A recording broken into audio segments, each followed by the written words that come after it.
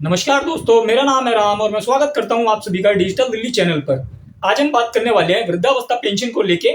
साथ ही साथ यहाँ पे विकलांग पेंशन और विधवा महिला पेंशन के बारे में भी हम आगे डिस्कस करने वाले हैं। तो देखिए, अगर आपकी वृद्धावस्था पेंशन है और आप चाहते हैं कि उसमें आपको 500 रुपया अतिरिक्त मिले, तो आप किस तरीके से प्राप्त कर सकते हैं। और अगर आपकी पेंशन पहले आ रही थी और काफी समय से पहले पेंशन आपकी आ रही थी और आते आते आपकी पेंशन रुक गई, तो आप रुकी हुई पेंशन को दोबारा से किस तरीके से शुरू करवा सकते हैं। और यदि जैसे कि आपको पता होगा कि दिसंबर पीरियड में 80,000 ओल्ड एज पेंशन यानी कि वृद्धावस्था पेंशन दोबारा से खोली गई थी। तो अगर आपने फॉर्म फिल किया था और उसके बाद आपकी एप्लीकेशन पे किसी प्रकार का कोई ऑब्जेक्शन रेज किया गया यानी कि क्वेरी रेज की गई है, तो आप इसका सॉल्यूशन किस तरीके से कर सकते हैं। तो सारी जानकारी मैं आपको वीडियो में आगे देने वाला हूं। तो अगर आप हमारे चैनल पे आए हैं पहली बार, तो आपको हमारा चैनल कर लेना चाहिए सब्सक्राइब, क्योंकि आपको हमारे चैनल पे सरकारी स्कीम की अपडेट्स, गवर्नमेंट डॉक्यूमेंट जैसे कि आप SC ST OBC certificate, death certificate, birth certificate, income certificate, मूल निवास या MSME रजिस्ट्रेशन, आधार कार्ड, पासपोर्ट, राशन कार्ड इत्यादि की जानकारी आप हमारे चैनल पे प्राप्त कर सकते हैं। तो देरी ना करते हुए चलते हैं वीडियो के टॉपिक पे। तो देखिए, आज हम आपको बताने वाले हैं कि वृद्धावस्था पेंशन जो रहती है यानी कि आपकी जो ओल्ड एज पेंशन रहती है, इसके अंदर आपको जो 500 रुपये अतिरिक्त मिलेगा वो किस तरीके से आप प्राप्त करने वाले हैं। तो देखिए, सबसे पहले जब आपको पता होगा कि आप जब वृद्धावस्था का पेंशन फॉर्म फिल करते हैं, तो वहाँ पे आपको काफ़ी सारे दस्तावेज देने होते हैं। जैसे कि आपको वहाँ पे आपका आइडेंटिटी प्रूफ देना होता है, रेसिडेंस डॉक्यूमेंट देना होता है, आपका बैंक अकाउंट देना होता है, और साथ ही साथ आपको एक ऐसा प्रूफ देना होता है जिससे ये प्रमाणित होता हो कि आप दिल्ली के अंदर पिछले 5 वर्षों से रह रहे हैं। तो आप यहाँ पे एक मिस्टेक करते हैं जिसकी वजह से आपको जो 500 रुपया अतिरिक्त मिल सकता है वह नहीं मिल पाता है। तो आपको यहाँ पे एक दस्तावेज ऐसा और है जो अगर आप उसका इस्तेमाल करेंगे अपनी ओल्ड एज पेंशन के अंदर, यानी कि आप अपनी वृद्धावस्था पेंशन के अंदर या अपनी विकलांग पेंशन के अंदर या अपनी विधवा महिला पेंशन के अंदर, अगर आप यहाँ पे इस दस्तावेज का इस्तेमाल करते हैं तो आपको यहाँ पे 500 रुपया अतिरिक्त मिलने वाला है। तो काफी सारे लोगों को पता नहीं होता है कि क्या क्या डॉक्यूमेंट्स लगाने हैं, और काफी लोग साइबर कैफे के माध्यम से फॉर्म फिल करवाते हैं, तो वहां पे भी उन्हें नहीं बताया जाता है कि आप ये सर्टिफिकेट लगाएंगे तो आपको यहाँ पे 500 रुपये का अतिरिक्त बेनिफिट प्राप्त हो जाएगा।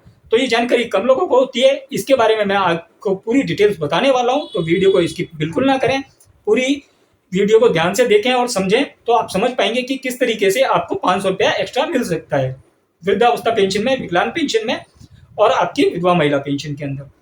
तो देखिए, आपको यहाँ पे जैसे कि आपको पता होगा कि जब आप फॉर्म फिल करवाते हैं, तो फॉर्म फिल करवाते समय वहां पे एक ऑप्शन होता है। ई डिस्ट्रिक्ट पोर्टल के अंदर काफी सारे ऑप्शंस आते हैं। तो ऑप्शंस में वहां पे आपसे कैटेगरी पूछी जाती है। तो कैटेगरी काफी सारे लोग क्या करते हैं, अपना कैटेगरी सर्टिफिकेट ना देना पड़े उन्हें और ना लगाना पड़े, काफी सारे लोगों के पास कैटेगरी सर्टिफिकेट नहीं होता है, इसके कारण वो जनरल कैटेगरी से ही old age pension, widow pension या फिर हैंडीकैप पेंशन के लिए आवेदन कर देते हैं। तो उनकी जो पेंशन रहती है, जैसे कि अभी आपको पता होगा कि 2500 रुपये मासिक भत्ता मिलता है, तो आपको 2500 ही मिलेगा।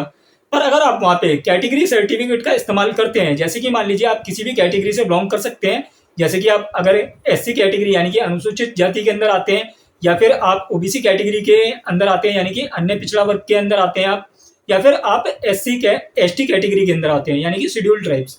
तो अगर आप इन किसी भी कैटेगरी के अंदर आते हैं, तो आपके पास अगर आपका जाति प्रमाण पत्र है, तो आपको जाति प्रमाण पत्र का यहाँ पे इस्तेमाल करना चाहिए पेंशन फॉर्म फिल करते समय।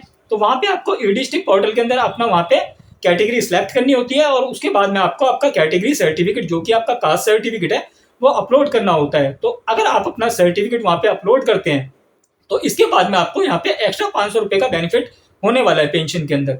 तो आप यहाँ पे इस बात का ध्यान रखें कि जब भी आप अपनी पेंशन के लिए आवेदन करें, तो आप अपना, अगर आपके पास कास्ट सर्टिफिकेट है तो आप उस कास्ट सर्टिफिकेट का इस्तेमाल करें, जिससे कि आपको जो पेंशन अमाउंट मिलता है उसमें 500 रुपये एक्स्ट्रा मिल पाए। तो ये चीज तो हो गई कि आपको 500 रुपये किस तरीके से एक्स्ट्रा मिल सकता है। अब बात आती है, मान लीजिए कि आपके पास काफी टाइम से तो पेंशन आ रही थी आपके अकाउंट में, पर आपके अकाउंट में एकदम से पेंशन आना रुक गई। जैसे कि आपने 1 महीना वेट किया या 2 महीने वेट किया कि पेंशन अगले महीने आ जाएगी या अगले महीने आ जाएगी, पर आपके खाते में अभी तक पेंशन नहीं पहुंची। तो इसका क्या कारण है और ये किस वजह से आपकी पेंशन होल्ड हो जाती है। तो देखिए, यहाँ पे जो डिपार्टमेंट रहता है, तो डिपार्टमेंट यहाँ पे ये देखता है कि काफी टाइम से अकाउंट में एक्टिविटी नहीं हो रही है, तो इस बेसिस पे भी आपकी पेंशन को होल्ड कर दिया जाता है। तो आप अपना यहाँ पे एक लाइफ सर्टिफिकेट बनता है, तो आप अपना लाइफ सर्टिफिकेट बनवाएं। अपना लाइफ सर्टिफिकेट बनवा के आप अपना आधार कार्ड की कॉपी, आपका जो बैंक अकाउंट है जिसके अंदर आपकी पेंशन आ रही थी, तो ये तीनों की एक फोटो कॉपी आपको लेनी है, और जो आपका पेंशन नंबर होगा, यानी कि जो आपने ई डिस्ट्रिक्ट पोर्टल से अपनी पेंशन अप्लाई की होगी, तो जो पेंशन का आपका एप्लीकेशन नंबर होगा वो रिसिप्ट लेके आप अपने पेंशन ऑफिस में जाएं और वहाँ पे ये सारे दस्तावेज आपको सबमिट करने हैं। तो जब आप अपना लाइफ सर्टिफिकेट वहाँ पे सबमिट कर देंगे तो उनको ये कंफर्म हो जाएगा कि व्यक्ति अभी जिंदा है, यानी कि जीवित है, तो आपकी पेंशन को रिलीज कर दिया जाता है। तो इस तरीके से आप अपनी रुकी हुई पेंशन को भी प्राप्त कर सकते हैं। तो ये भी बहुत एक सरल प्रक्रिया है। आपकी अगर पेंशन रुक जाती है तो आप इस तरीके से चालू करा सकते हैं। या काफी बार ऐसा भी हो जाता है, जैसे मान लीजिए आपका पेंशन तो आ रही है पर आपके मतलब वापिस चली जा रही है, तो यहाँ पे आपका क्या हो रहा है कि आपका जो बैंक अकाउंट है, आपका बैंक अकाउंट और आपका आधार कार्ड आपस में यहाँ पे सीडिंग इनेबल नहीं है, क्योंकि गवर्नमेंट जो पैसा डालती है आपके खाते के अंदर, तो गवर्नमेंट जो पैसा डालती है आपके खाते में वो डालती है डीबीटी माध्यम से, यानी कि डायरेक्ट बेनिफिट ट्रांसफर के माध्यम से। तो जो पैसा गवर्नमेंट डालेगी तो वो डीबीटी माध्यम से आएगा। पर अगर आपका आधार कार्ड और बैंक अकाउंट के अंदर आपका आधार सीडिंग इनेबल नहीं होगा तो इस वजह से भी आपको पैसा प्राप्त नहीं हो पाता है। तो आप यहाँ पे अपने बैंक के अंदर ये भी चेक कर सकते हैं जाके कि आपका आधार कार्ड और आपका बैंक अकाउंट आपस में सीड है या नहीं है। और अगर आप बैंक नहीं जाना चाहते हैं तो भी कोई दिक्कत वाली बात नहीं है, आप एनपीसीआई की ऑफिशियल वेबसाइट पे जाके वहां से भी चेक कर सकते हैं कि आपका आधार कार्ड से कौन सा बैंक अकाउंट सीड है, तो आप अपना वहां से एक्टिवेट कर सकते हैं। वैसे तो अगर आपको इस तरीके से नहीं हो रहा तो आप बैंक में जाएं, मैनेजर से बात करें और वहां पे आपकी आधार सीडिंग इनेबल कर दी जाती है। तो ये भी बहुत सिंपल सी प्रक्रिया है, आप इसके तहत आसानी से अपनी आधार सीडिंग इनेबल करवा सकते हैं और जो पैसा गवर्नमेंट की तरफ से डीबीटी माध्यम से आता है वो आप आसानी से प्राप्त कर सकते हैं। तो ये बात हो गई कि आपकी जो पेंशन रुकी होती है किस तरीके से चालू करानी है और क्या कारणों से पेंशन रुकती है। अब बात आती है कि जैसे कि आपने पेंशन के लिए आवेदन किया, तो आपने आवेदन किया और आप सोच रहे हैं कि पेंशन आ जाएगी और आप वेट किए जा रहे हैं, पर आपको पता ही नहीं है कि आपकी पेंशन पे ऑब्जेक्शन आ रखा है या नहीं आ रखा है। तो आपको जब आपने ई डिस्ट्रिक्ट पोर्टल से पेंशन के लिए आवेदन किया तो आपको ये बात का ध्यान रखना चाहिए कि आपका जो ई डिस्ट्रिक्ट पोर्टल है वहां पे आप अपनी एप्लीकेशन को ट्रैक करते रहें।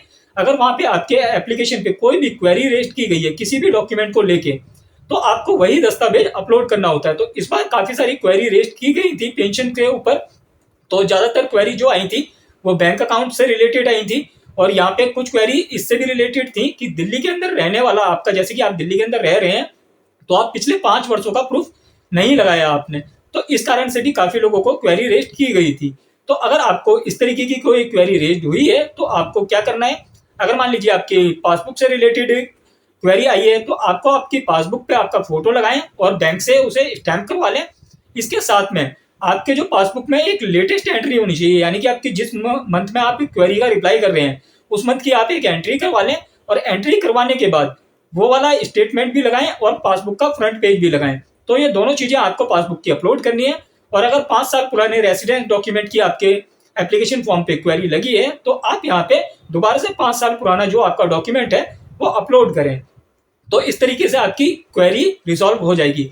तो आपने यहाँ से क्वेरी का तो रिप्लाई कर दिया, आप देखिए क्वेरी का रिप्लाई कर दिया है, डिपार्टमेंट कब देखेगा आपकी क्वेरी को, तो यहाँ पे एक ऑप्शन और है, जैसे कि आपने क्वेरी का रिप्लाई कर दिया है, इसके बाद में आप जो आपने डॉक्यूमेंट अपलोड किया है वही ओरिजिनल डॉक्यूमेंट लेके और एप्लीकेशन रिसिप्ट लेके दोबारा से डिपार्टमेंट में विजिट करें और विजिट करने के बाद वहाँ पे अपने डॉक्यूमेंट जो आपने अपलोड किए हैं दोबारा से वो डॉक्यूमेंट वहाँ पे सत्यापन कराएं, यानी कि वेरीफाई करवाएं, तो आपका वहाँ पे जल्दी से अप्रूवल हो जाएगा। तो अप्रूवल होने के बाद आपकी जैसी एप्लीकेशन जिस दिन आपकी अप्लाई हुई है तो 45 दिन के अंदर आपकी एप्लीकेशन पे डिसीजन आ जाता है कि आपकी पेंशन अप्रूव्ड हुई है या अंडर ऑब्जर्वेशन है, यानी कि आपकी एप्लीकेशन पे कोई क्वेरी लगी है या अंडर अभी डिसीजन में ही है। तो ये चीजें रहती हैं आपकी पेंशन पे, तो इसके लिए आपको स्टेटस चेक करते रहना चाहिए।